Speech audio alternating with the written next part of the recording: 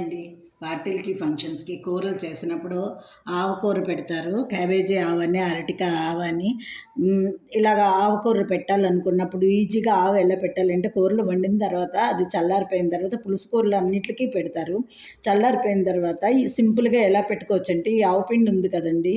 ఒక ఆవపిండి ఇలా తీసుకొని అందులో ఇంత నూనె వేసుకొని ఆయిలు బాగా కలుపుకొని సాల్ట్ కూడా వేసి ఈ 3 పసుపు ఇవన్నీ వేసి కలిపి కూరకి అప్లై చేస్తారండి. కూరలు టేస్టీగా ఉంటాయి. ఆవు పెట్టిన కూరలు మీలో ఎవరికైనా ఈ చిట్కా తెలుసా? అలాగే ఈ ఆవు పిండిని ఇలా కలిపిన ఆవుపిండిని మనకి పెయిన్స్ ఎక్కడున్నాయో మోకాళ్ళు కానీ అది మోచేతులు కానీ మనకి బెణికినప్పుడు కానీ మామూలుగా పెయిన్స్ వస్తాయి కదా, పెయిన్స్ వచ్చినప్పుడు ఈ ఆవుపిండిని ఆయిల్లో ఇలా కలుపుకొని మనం రాసుకుంటే నొప్పి ఈజీగా తగ్గిపోతుందండి. పూర్వకాలం చిట్కా ఇది నాకు తెలుసు, కానీ నేను ఎప్పుడు ఎవరు చెప్పినా యూజ్ చేయమన్నా అవ్వలేదు.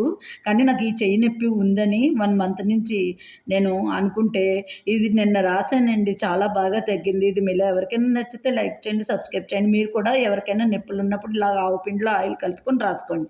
మనకి ఏది అవైలబుల్గా ఉంటే ఆ ఆయిల్తో మనం మర్దన చేసుకోవడమే అండి. ఇంటి వైద్యం ఇది, పూర్వకాలం నుంచి ఉన్నదే ఇది.